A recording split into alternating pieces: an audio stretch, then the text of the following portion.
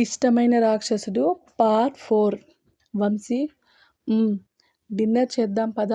Already cook చేశాను." సరే పద. వాటర్ ట్యాంక్ దగ్గరికి పద యువ, నేను తెస్తాను."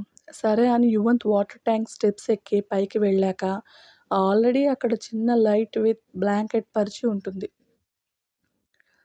చిన్నగా నవ్వుకొని చల్లటి గాలికి రిలాక్స్గా కూర్చుంటాడు.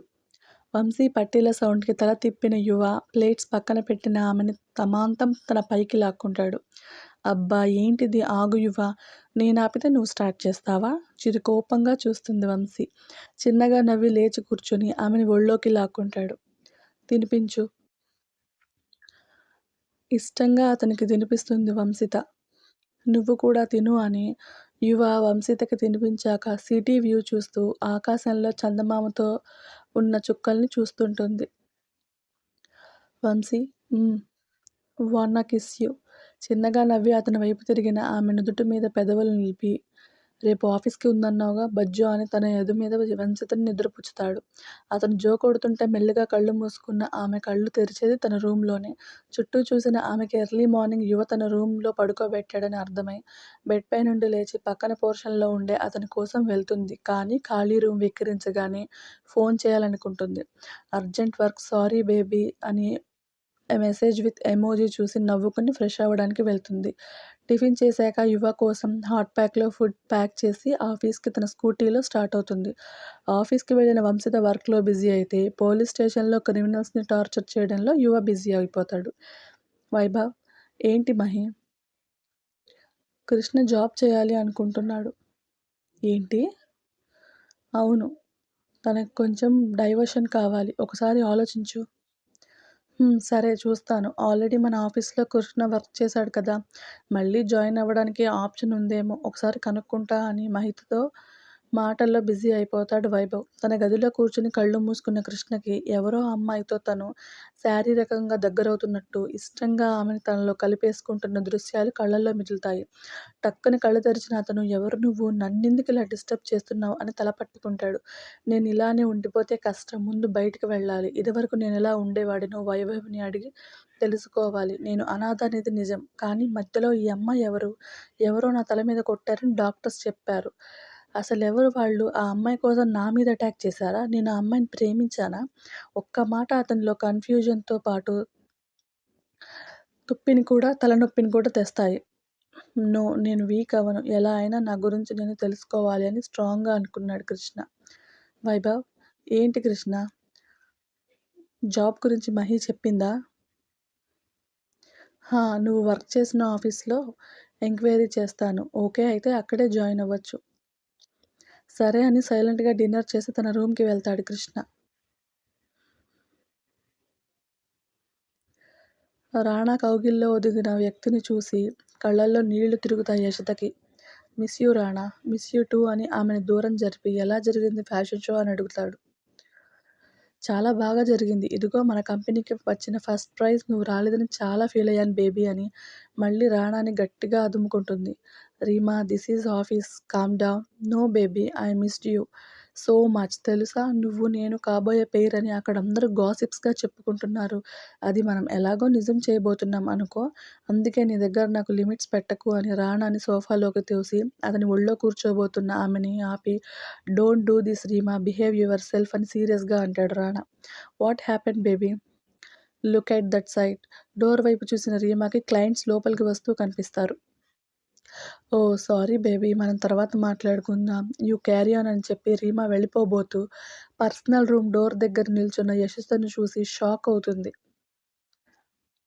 రీమా ఏదో అనేలోపు రాణా క్లయింట్స్తో మాట్లాడడంలో బిజీ అయితే సర్రున యశోదని రూమ్లోకి లాక్కెళ్ళి, హౌ డేర్ యూ, నువ్వు రాణా పర్సనల్ రూమ్లో ఏం చేస్తున్నావు అని సీరియస్గా అడుగుతుంది.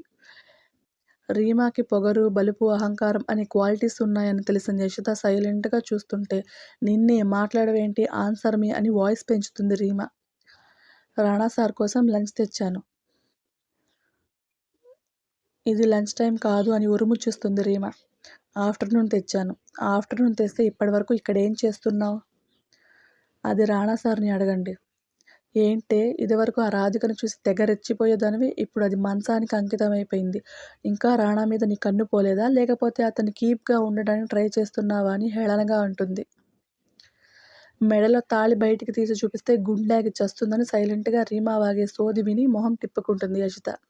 నేనిక్కడ మాట్లాడుతుంటే ఎటో చూస్తున్నావు బాగా బలిసిందే నీకు అని యషిత చెంప పగలగొట్టాలని ఆమె మీదకి చెయ్యి ఎత్తుతుంది. ఆ చెయ్యి మధ్యలోనే ఆగిపోవడంతో అయోమయంగా పక్కకు చూసిన రీమాకి నిప్పులు కక్కే కళ్ళతో కనిపిస్తాడు రానా.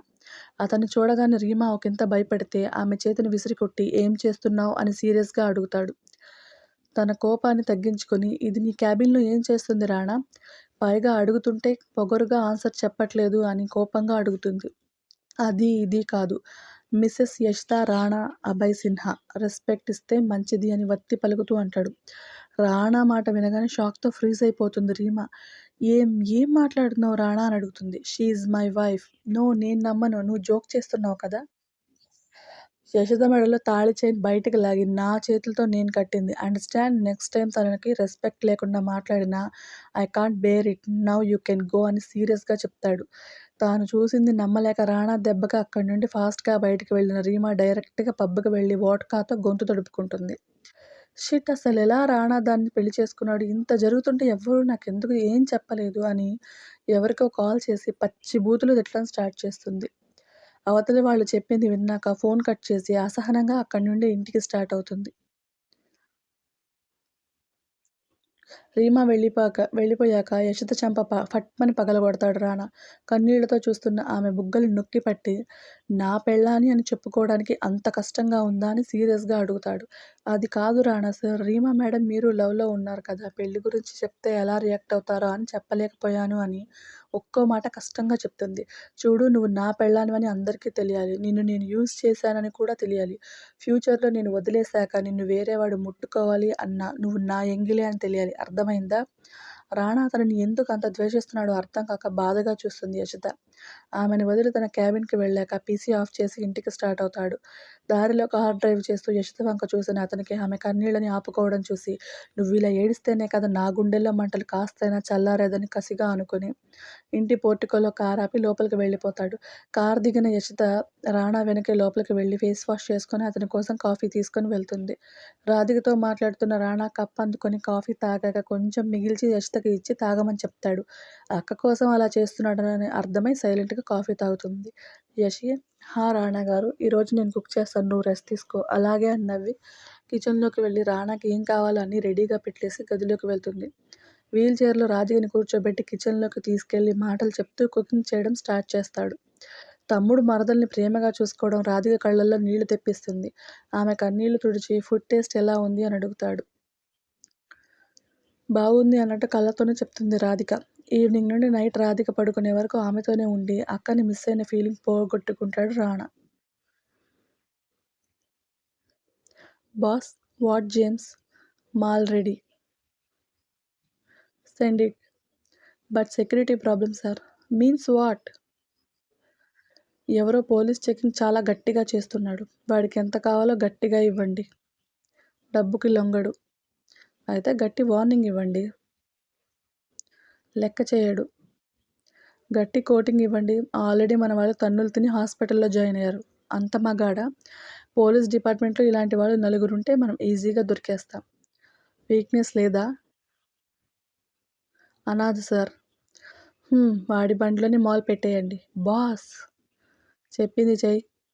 ఓకే అని యువ కారులో మాల్ పెట్టేలా చేస్తాడు డేవిడ్.